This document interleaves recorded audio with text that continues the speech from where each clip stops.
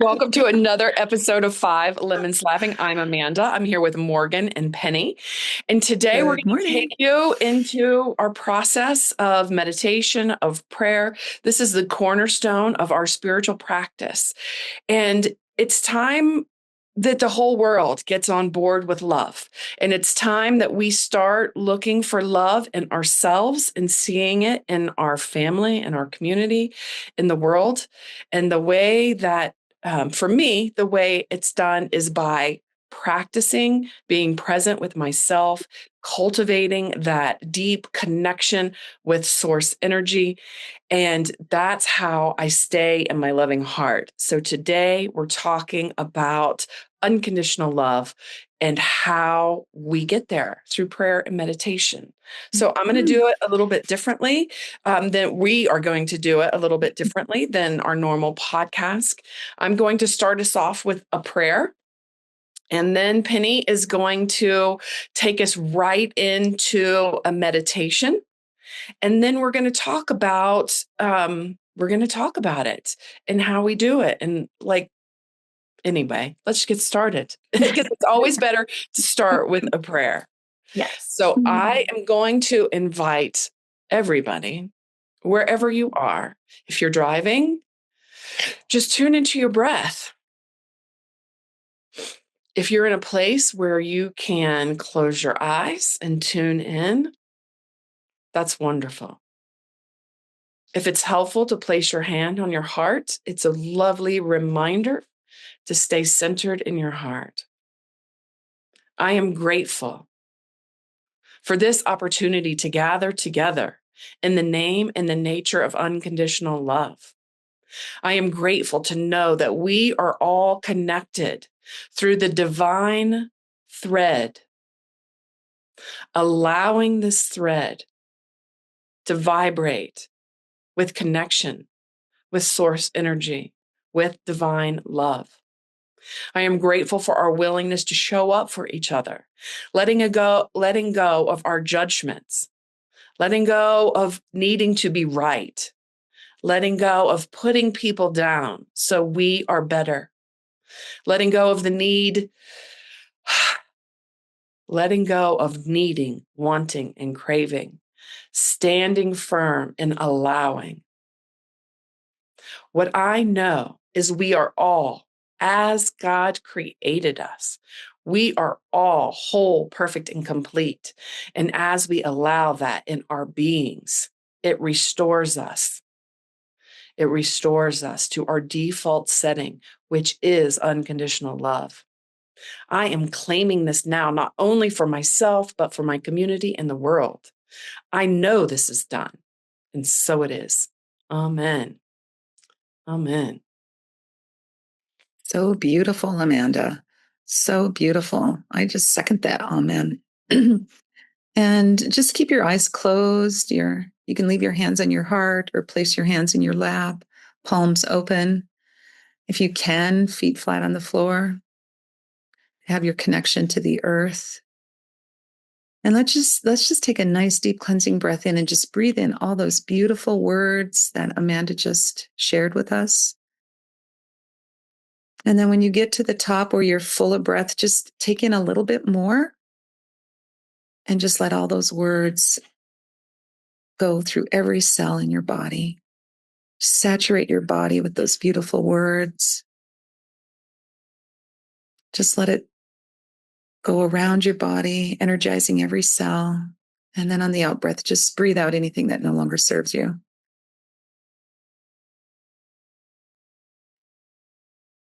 And now just focus on the temperature of the air as it's entering your nostrils and the temperature of the air as it's exiting your nostrils.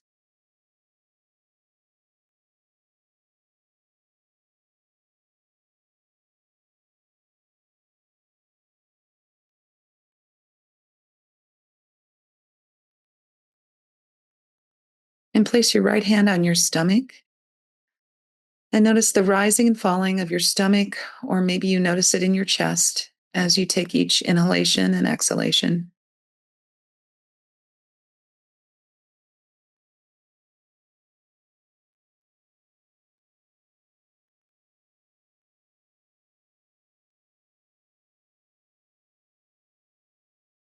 And now listen for the noise or the sound, actually the sound that is farthest from you.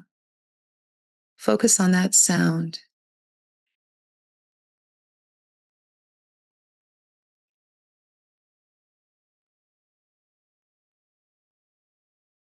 And now bring your focus to the sound that is closest to you.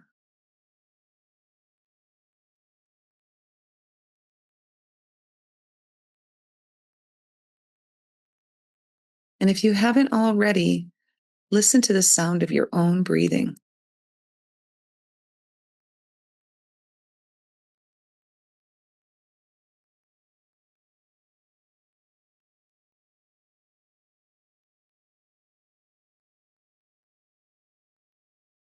Again, just pay attention to the rising and falling of your chest or stomach with each breath.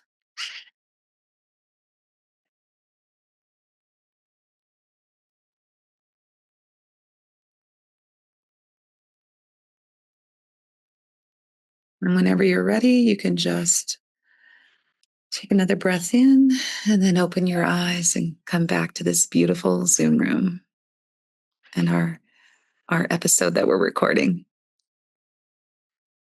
How's everybody feeling? Grounded, calm, centered? Very relaxed. Yeah, I think that was just, the prayer and the meditation was probably only 3 or 4 minutes. I'm not sure, but I think it was.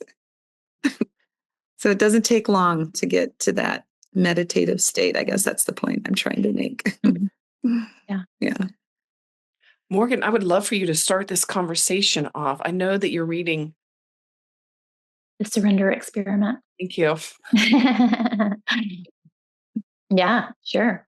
Yeah, The Surrender Experiment by Michael Singer. We were discussing before this episode. I just read it, just completed it. And I know I'm a little behind the times, but I mentioned that I tried to read The Untethered Soul many years ago and just could not get into it. I didn't even finish Me the book. either.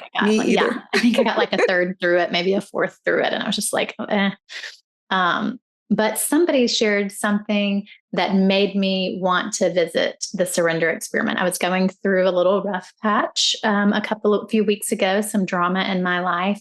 And so, you know, how you just hear things at just the right time and they're kind of like your little whisper or sign from the universe. So I got the Surrender Experiment and read it. And it was such a pleasant read. I really enjoyed that book.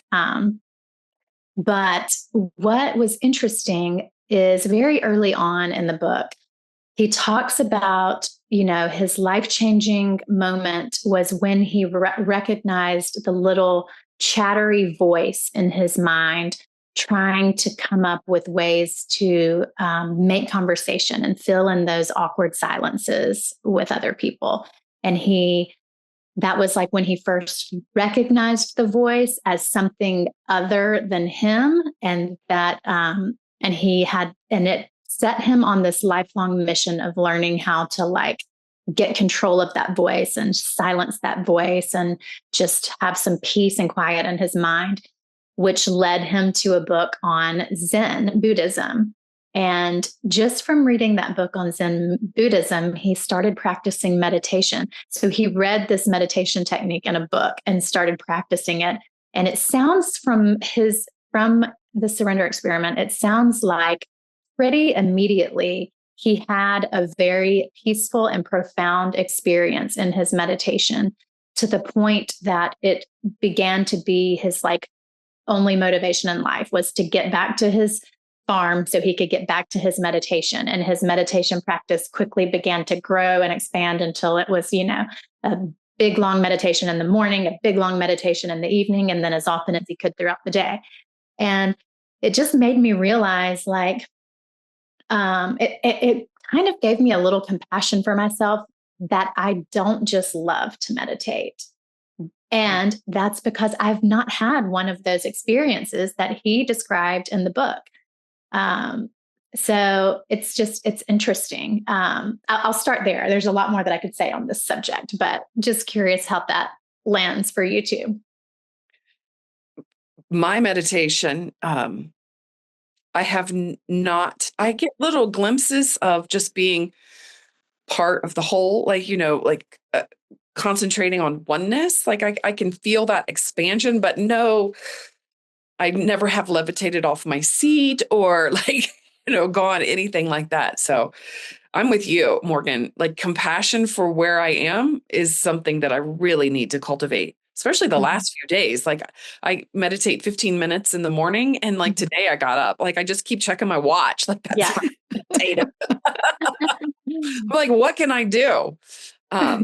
So I totally get that. And at the same time, it's taken me a long time to even get to the point where I can sit for 15 minutes because a lot of leading up to this past year, it's been walking meditate. It's been other forms of being present because just sitting for a long time has not been in my wheelhouse. Yeah. What about Well, you, Penny, for this yeah, part? yeah. Well, I just want to build on what you just said, Amanda. And meditation takes many forms. Everybody thinks you have to be on a yoga cushion with your legs in crisscross applesauce, eyes closed, straight spine, which helps. But it takes on many forms. And there's walking meditation, there's laying down meditation. I guess, the one thing that I was told early on, like when I started really on this, my yoga and Ayurveda journey about, I don't know, 10, 12 years ago, is that the key in meditation is not to fall asleep. And if you do fall asleep, you know what that means, right? No. You just need more sleep. Oh. That's all it means. So what I've been working on lately, the yogini that I work with, she has suggested, ever since I started the yoga and Ayurveda journey, it's been like stay in the center of your head. And the center of your head is if you kind of draw a line from your ears to the center of your head. And then I don't know how it is, but it's like your nose, your ears, and that's the center of your head. And that's your focal point during meditation. And that is one of the most challenging things for me to do, is to stay in the center of my head. But I've been practicing it more because Kelsey's been telling me every time we meet, okay, get into the center of your head. And so I've been really trying to focus on getting into the center of my head. And when I'm there, there is no chatter. And so a lot of times she'll have in our meditation, she usually leads me in a meditation. She'll have me go to the center of my head and, put a comfy chair there that I want to sit on and clean out all the debris. And so that's part of the meditation too, is just to get that center of my head ready for the meditation. And I kind of like that too. But it's been prescribed to me to do 20 minutes in the morning and 20 minutes in the afternoon, especially in the afternoon. Well, in the morning to get my day started on the right note, spiritually connected, all that good stuff. And in the afternoon, because from, I don't know, 6 o'clock in the morning until 3 o'clock in the afternoon, a lot of stuff happens. And that can take me out of my spiritual oneness. And so it's important to stop and recharge. Even those I do these little 2-minute meditations throughout the day, like what I was, listen to the sound furthest from you and the closest to you. It's from the positive intelligence work that I do, because we get disconnected from our bodies so quickly. We're either future tripping or, beating ourselves up because what happened in the past. And so, like you were saying, Amanda, getting in the present moment with what's right here, right now, like when you're washing the dishes, wash the dishes. Don't be thinking about a whole bunch of other things. And so it's definitely a practice for me, and I'm working on it. Yeah. What's interesting, Penny, is it sounds like one thing that just kind of went ding ding for me is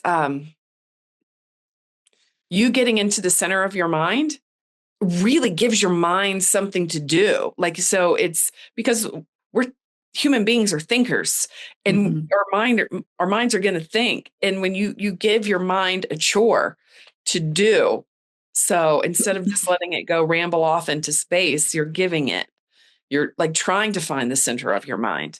You are giving it something to do. You're getting rid of the clutter. It's just so interesting. Yeah. I've heard that before in breathing techniques that like the square, I like to say square breathing, like you breathe in for a certain number of counts, hold it for a certain number of counts, you exhale, hold, and inhale. It really gives your mind something to do. Yeah. I just had to do that Mm-hmm. this morning. It was like 2:00 in the morning and I could not get back to sleep. And so I did square breathing, or box breathing. Box Yeah, it's breathing. box breathing. Yeah. Where I was inhaling for 4, holding for 4, exhaling for 4, holding for 4. And that I did go back to sleep. So that's my go-to when I can't get back to sleep during the night, is to box breathe. Yeah. And to piggyback on what Amanda was saying, like kind of giving the chattery mind an assignment or something to kind of keep it engaged. I find that I do better with guided meditations, like what Penny just guided us through. And I do better in a group setting, but I rarely have the opportunity to meditate in a group setting. But I definitely can feel that I get locked in easier and faster by doing it with others.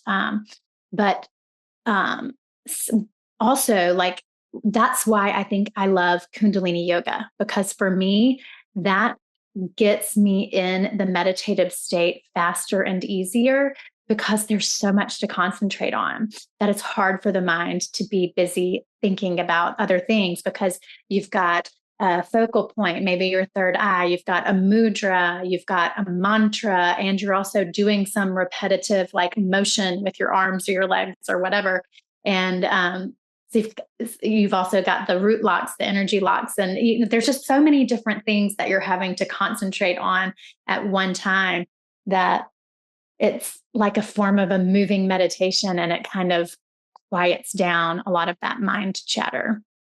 So that is something that works for me. But it's like, that's not what I do when I'm doing my Course in Miracles meditations. I just sit in silence each morning, and, maybe it's okay to do a Kundalini yoga practice instead. Who says I have to just sit still and, I don't know. Isn't that, I'm so glad you brought that up, Morgan, because that's part of our journey. Like a big part of our journey is letting go of whatever anyone else said that we should be doing, or what it should look like, or what it should, it's, well, at least for me, that has been a journey of finding my own center and listening to myself, and not saying that we all need teachers. Guidance is helpful, but at some point it's time for us to listen to ourselves. Well, one of my mentors said very early on, I can tell you everything that's worked for me, but you have to go out and practice it for yourself and determine if it works for you, because what works for her may not work for me. And so, we're all seekers here, right? And so we're seeking the whatever works for us. So you just gotta practice. But we do that backwards. Like you said, we look for the anecdotal evidence and what has worked for others. And it just, no two journeys are alike. And we do that in all aspects of life. But, we do it in our spiritual practice as well. And it's like, I don't know how many times I've asked people, like, tell me what your spiritual practice looks like. And it's like, that's just collecting more inventories of spiritual practices, but that's not actually helpful, Well, for me, it is, though, because if I'm talking to somebody and I'm like inspired by them, I want to see if what they're doing could also help me. So maybe it's a little bit gathering more evidence, but it's also, maybe there's something like Michael Singer really resonated with you. Maybe there's something in what he was doing or somebody else is doing that can help get me a little bit closer to that nirvana. Yeah. Yeah, I agree. I think I wasn't clear. I do think it can be helpful. I do think it can be helpful, but I think I have taken it to an unhealthy place of like, it's kind of like a grasping and, like a hoarding, which is like a form of attachment. You know what I mean? Like, I'm just gathering a backlog of inventories of spiritual practices. And it's like it's kind of got a graspy feel to it. I don't know how to really explain it. I think you explained it well. I never thought of a hoarder around spiritual practices. Reading all the spiritual books and listening to all the spiritual podcasts. We talk we talk a lot about that in Jennifer Hadley's Power of Love ministry community, how it's like not about gathering more information and more tools and more practices, but about actually living it. And, you know, there's a perfect balance of the two. Like, not that it's wrong to do those things, but we've just got to find that kind of middle neutral ground with it. Yeah. It's life, right? It is life. It is life. Because I went back and I mean, Jennifer Hadley's had 600 episodes? I've listened to every one of them. Wow. Wow. I did. Like, it was, I don't know, lots of years ago. I found her and listened to all of her episodes. I haven't within the last couple of years, I haven't been listening as much. But I was so new to the practice and the words were so new. Like, there was a different way of thinking. I'm like, I want this. And it was really helpful for me to listen to people living differently because it was so foreign to how I was living at that moment. So it is. Go ahead. Our listeners are really lucky, Amanda, because we've only got 144 episodes they have to go back and listen to. They don't have to go listen to 600 to get it. Yeah. Well, I think the point that we're making today is, of course, I want people to listen. I want people to go back and listen if it's helpful. Yeah. But if this is the first episode that you're listening to and the only episode that you need to listen to, God bless you. You can take this practice and be present with what you're doing. Find some form of connecting with source energy. You don't need us. And I'm happy to claim that. As much as I love to have you listening to us, you don't need to listen to us to be wherever you need to be. Wow, did I just this is just for entertainment purposes, right? No, I think I get what you're saying though, Amanda. I mean, we're all on our own journey, and anytime, like Morgan was saying, we use anything as a crutch or anything to keep us from playing life full out, then of course that is not helpful. But we can use podcasts, and Jennifer has a beautiful podcast. I don't want to minimize what she has. We can use podcasts to help continue to propel us forward as well. And so, that's. Yeah. And since we've mentioned Jennifer's podcast, I'm just going to say it's called A Course in Miracles. And then maybe the subtitle is like Walking the Talk. I think so. Something like that. Something like that. I don't know. That's what she says during about A Course in Miracles, Jennifer Hadley. You'll find it. Yeah. I'll see if I can look it up really quick. I'm looking it up. Yeah. What else have you learned from that book? From Michael Singer's book? Yeah. Well, it reminded me of, it just made me become more aware of my meditation practice and how different my meditation experience had been from what he seemed to be experiencing. But in that awareness, I was reminded of, I should have looked this up before we started the conversation, but I was reminded of some A Course in Miracles quotes and lessons like, I rule my mind, which I alone must rule. And I alone am, in charge of my thoughts, like I'm the only one who can control them. And it's basically my responsibility, my choice. Like if it seems to be running amok in there, I'm the only one who can do anything about it. And so this idea that, it's there's nothing I can do about it is just a cop-out. And so it just kind of like over the past week or two since reading the Surrender Experiment, in my meditations, I have been more aware of when I start to get a little squirmy and agitated and ready to pull out of the meditation, and just coming back to remind myself, like, my goal is God.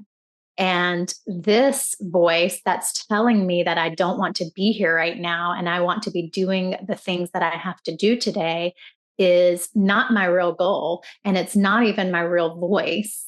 And so it doesn't make it easier, but it's been a helpful awareness to have. And so I've just been kind of working with that over the past couple of weeks.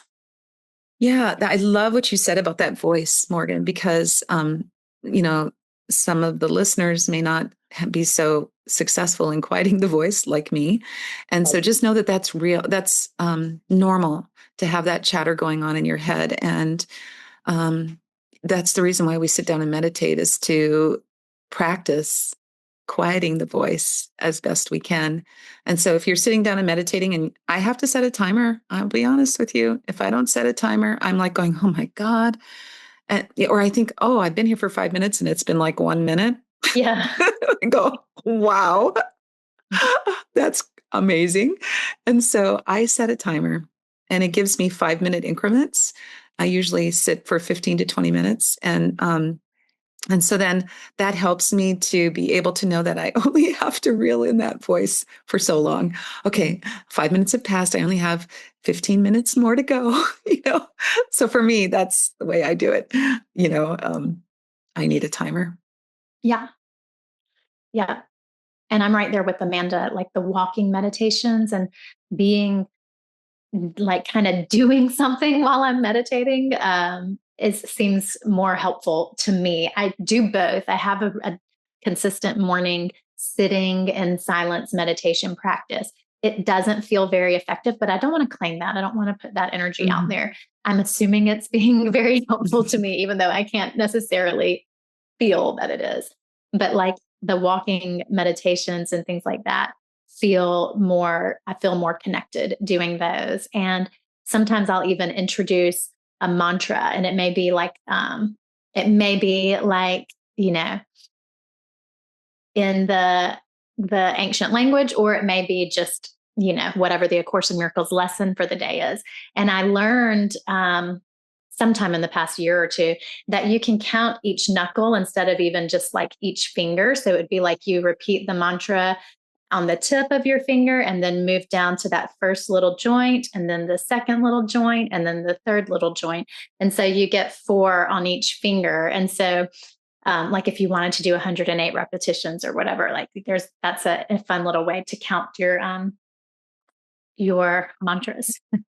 I do the same thing. Yeah. But I've been challenged because, okay, I do 3 on a finger, and then you do the next and then the next. Okay, now I'm at 10.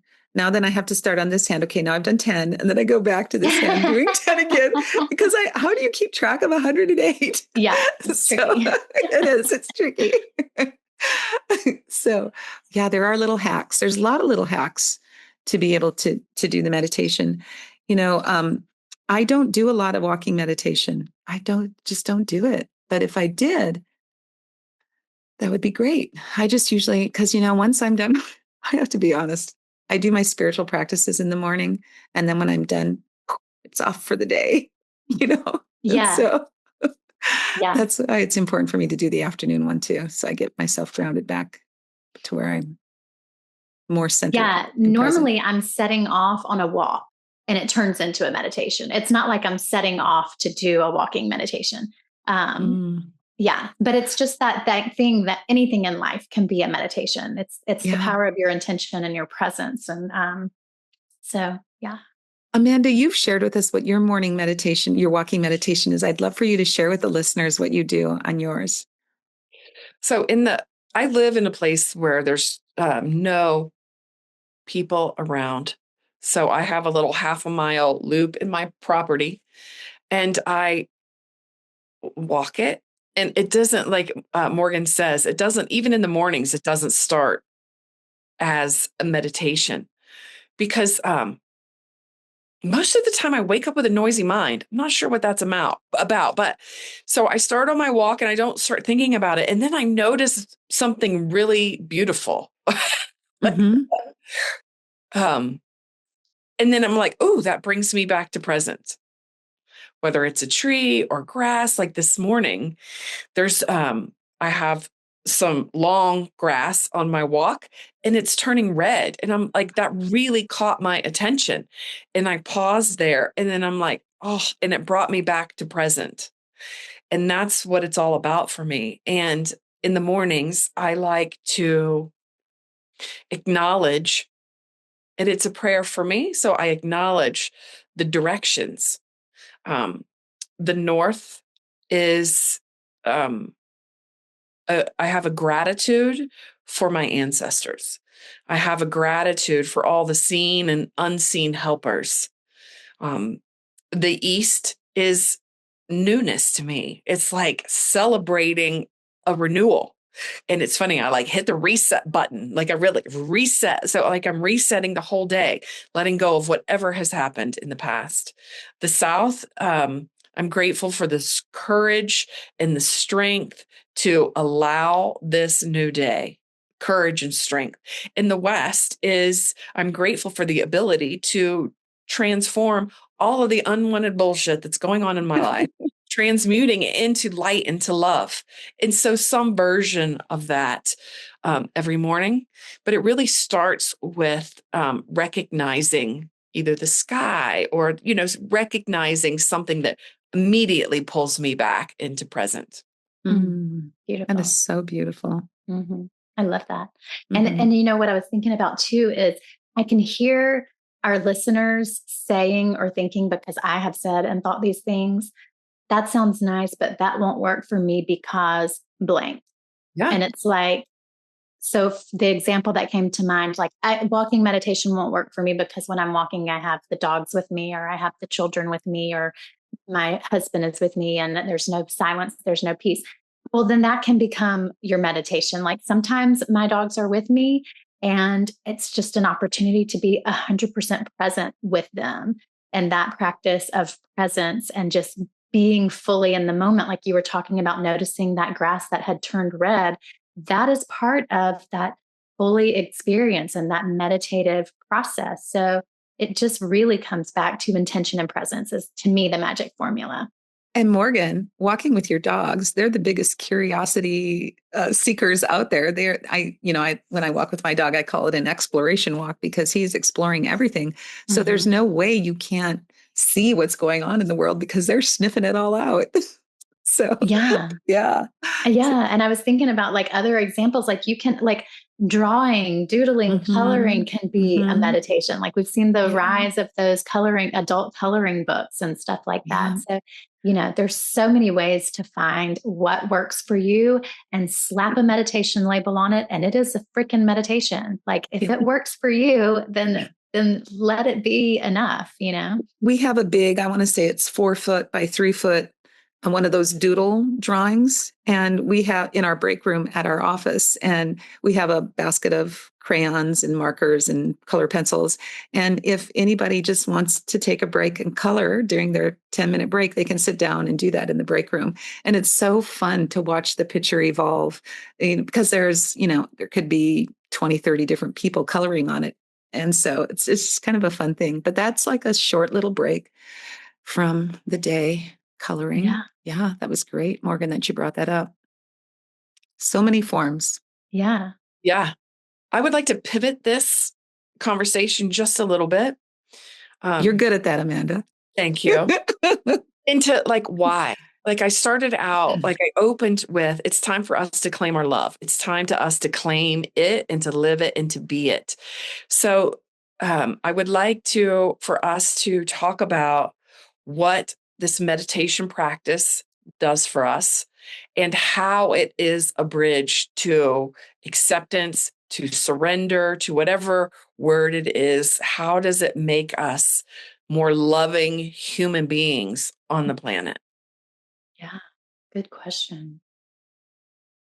What have you got, Penny? Oh, I'm calmer. I was like, I asked the question, I don't have to start. Well, for me, it totally calms me down. The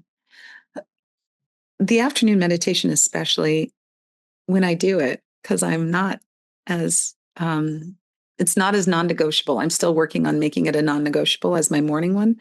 But when I do it, I am calmer. I'm more able to stay in my personal values. I'm less likely to do something against what that sounds like I'm going to go out and murder somebody. And that's not what I'm talking about. I'm talking about like taking care of myself. It helps me to take care of myself more consistently than when I don't do it. Like if I meditate, then and then go into my evening, like eating a healthy meal, getting to bed on time, not getting caught up in some series on Netflix, I actually take care of myself better when I do the afternoon meditation. So I'm more grounded and present to what's really important to me.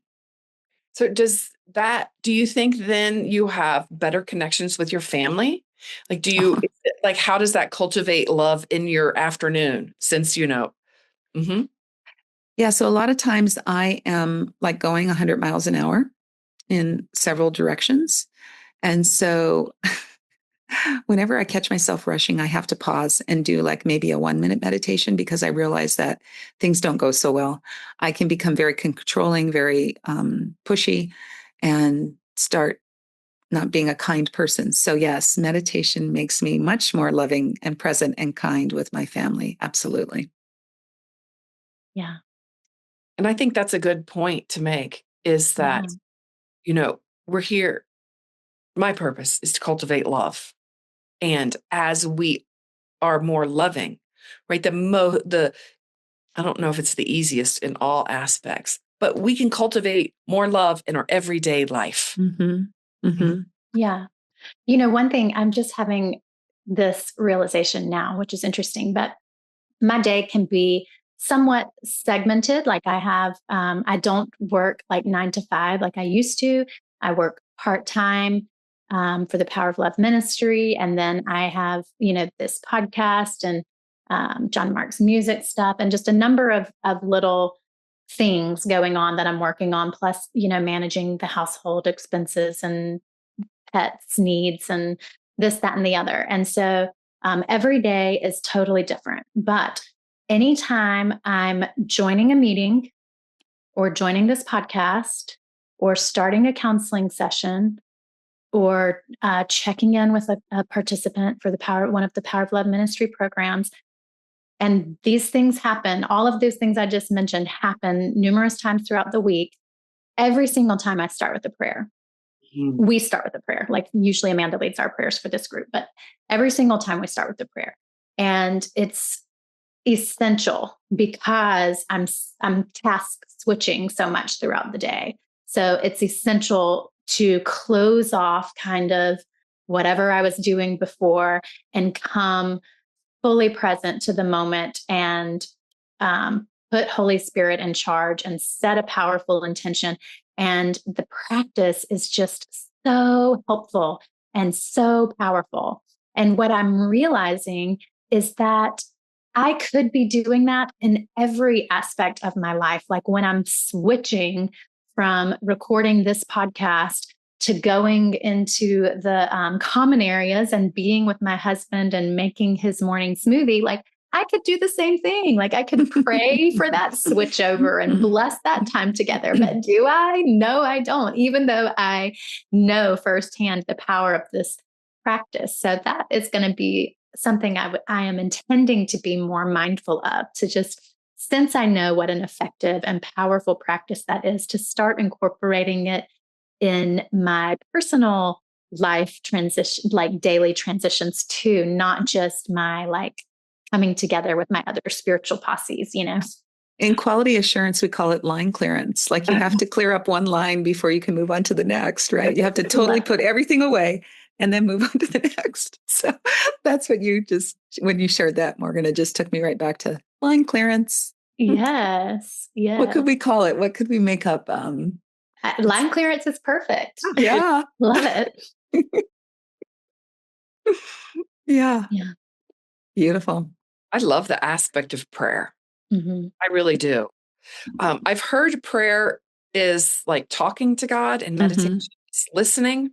Mm-hmm. And I think it could be a combination of both. Mm-hmm. Prayer could be talking and listening because it is the way that we're taught to prayer is not like a beseeching, searching, like I'm not enough, so fill me up. It is a declaration and a standing in the power of not only ourselves, but standing in the power of God in our lives. And that's what prayer is. So when I pray, yes, I'm speaking the words, but I'm also listening to what the words should be or what directions they should go in. And sometimes they're rote, and I do find myself saying the same types of things over and over again. But every once in a while, something surprises me. I'm like, where did that come from? So Yeah, it's God talking sometimes to it's you. like you get locked in and it's like you're just riding the wave, like you're not even really in charge of it. Mm-hmm. Oh my gosh. One time, Rosalind, what's Rosalind's last name? She has a podcast. Rourke. She also has a podcast if you want to check it out. One time she was leading me in a meditation when we were prayer partners. And it's the only time I've ever had this experience, but I really went to nothingness. Like there was nothing going on. And I thought, wow, I want to do that all the time. It was beautiful. It was really beautiful, but I have not been able to. I need to call Rosalind and ask her what she did with me. What was that voodoo magic you worked Yeah, with? it was beautiful. It was really beautiful. It was Morgan's experience of reading that book, that Zen, whatever that is. Mm-hmm. Yeah, that's Or what's his name that wrote that book? Michael Singer, The Surrender Experiment. And the book that he read that started his meditation practice was The Pillars of Zen. I have it on my reading list, but we'll see if I get to it. Mm-hmm. Well, and the whole point of that book too is that Michael surrendered to life and he let it unfold versus thinking he had control over it. And he just kept doing the next thing that he was during his meditations, the next thing he was guided to do. And that's what's so beautiful about that book. I have not gotten there yet, but I have started more like in my meditations. I'll get an intuitive hit. Penny, maybe you should send a text message about, is it important for us to do this right now? Or can we put it off a week? And so then I come out of my meditation and I go, is it important for us? And I send the text because I feel that it's my higher power guiding me to do something differently. And so I am trusting those intuitive hits that I get. And, it might not be the smartest thing to delay it a week. It might be best to do it this week, but at least I've voiced that out to the team that I'm working with or whatever. Does that make sense? I'm not sure if that makes sense, but Because that's part of, our conversation today of love. I know Morgan in past episodes, what is the next loving thing? She talked about that. What is the next loving thing? And so tapping into meditation, tapping into prayer, tapping into source. For me, that's how I know what the next loving thing is to do. And that brings more love into the world. Yeah. So that's one of the reasons that I do it. Yeah. I don't know if that's the reason I started, but that's the reason now. Yeah. And what's interesting in that book, The Surrender Experiment, is that, as I mentioned, once he gets kind of on fire for his meditation practice, everything he wants to do is just get back to meditation, finish what he's doing and get back to his farm so he can meditate. And these people and circumstances keep coming into his life to pull him in another direction. And that little voice is resistant. Like, I don't want to teach that class. I just want to go meditate. I don't want to teach that class. I just want to go meditate. I don't want to tutor that person. I just want to go meditate. But he recognizes that voice is running the show. And so, like, when these circumstances appear, he learns to say yes, even though that little voice in him doesn't want to do the thing.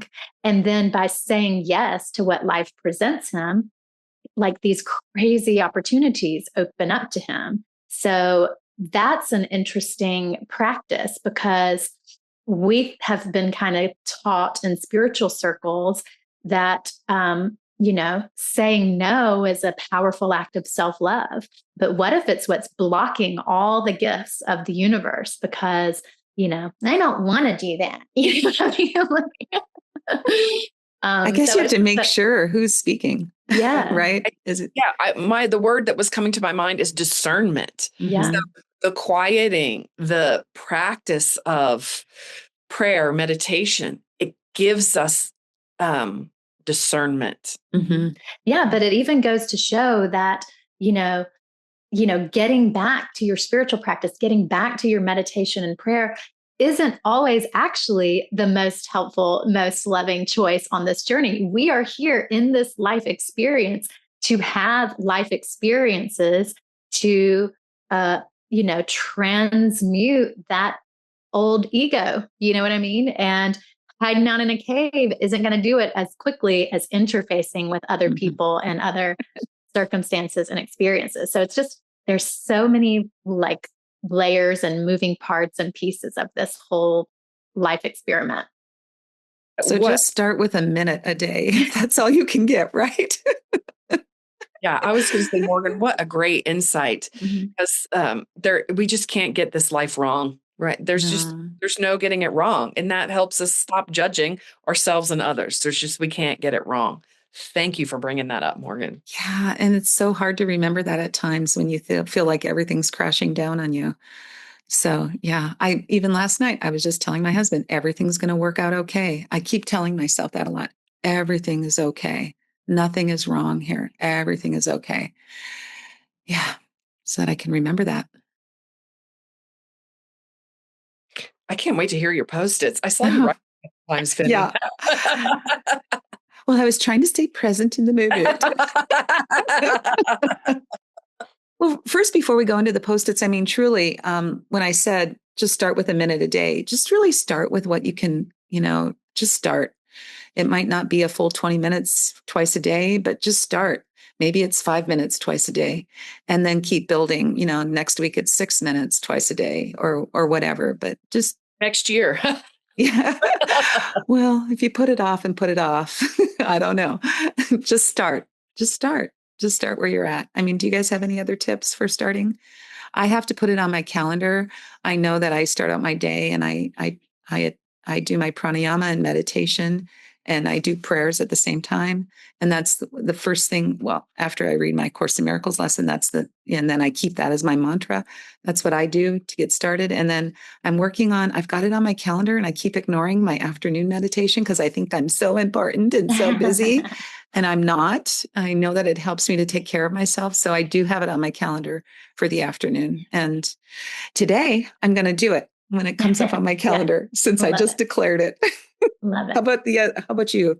What are the tips that you can give to the listeners? You want to go, Amanda? Yeah, I'll go. I have more and more started putting God in charge. So last night I went to bed and I was like, you know what? God's in charge of my morning. I'm just going to declare it now. And I ended up getting up at a perfect time. The sun was already coming up a little bit, so I could go right outside, let the chickens out, do my walk, come back, do my meditation. And so, like, I had a beautiful flow of the morning, like no TV, no drama. No, it flowed perfectly because I set the intention of putting God in charge. Beautiful. Sounds like a delightful morning. It was. It is. It's unfolding. Yeah. Beautiful. Morgan, what about you? Okay. The two tips that come to mind is, first of all, just try some different things on and see how they fit. Because, like Penny said earlier in the episode, no two of our journeys are alike, and no two of our personalities are alike, and what works for one won't work for another. So, but don't just hop around from day to day. Like, try it on for maybe a couple of weeks, and then try on the next thing, and just until you find what works best for you. And then and it's okay if you like me and you like variety. It's okay to kind of hop around a little bit once you find a few things that work for you. And then the other thing I would recommend, which I haven't really got this dialed in since we're kind of, having this transient lifestyle, but if you can have one dedicated space for your meditation, that's not your bed and that's low to the ground, maybe on the floor or a meditation pillow or a chair if that's not comfortable for you. But it's like your dedicated meditation space that is helpful because you're creating kind of like a vortex of energy that helps you get locked in. And it can be inside, it can be outside, it can be, you can have an altar set up, whatever works for you. Just find your little meditation pocket. That's a really powerful point because the energy does accumulate where you're at, and it could help you get to that nirvana quicker because it's accumulating there. That's beautiful. Awesome tips, ladies. So my post-its, as always, are very simple. Yay! Meditation takes many forms, so don't beat yourself up if it's not. If you think what we're doing, because remember, we've been working at this quite a while too. So things change and ebb and flow. So why meditate? To cultivate more love in my everyday life. That's really one of the things that we came out. And then by meditating, let's bring more love into the world. That's really what we're here for, is love. Bring more love. So that's all I have. So there we go. So thank you so much for joining us for this beautiful, calm, centering, meditative, prayerful episode. We trust that as you go out and start incorporating meditation, if you haven't done it, into your life, that just be gentle and kind and give yourself some grace, because quieting that crazy, talkative, chatty Kathy in your mind is I was going to say can be a challenge, but I'm going to say delete is a process. That's it. It's a process. and some days will be better than others. So just give yourself grace, give yourself love, and let's truly bring more love into this world, because that's what the world needs right now.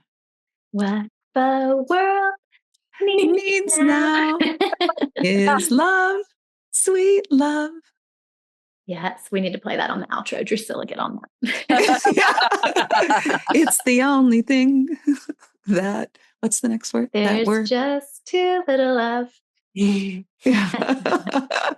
It's the only thing that dun, dun, dun, dun, dun, dun. Okay. I just want to say, starting next week, we're doing a 4-part series on standing in our power.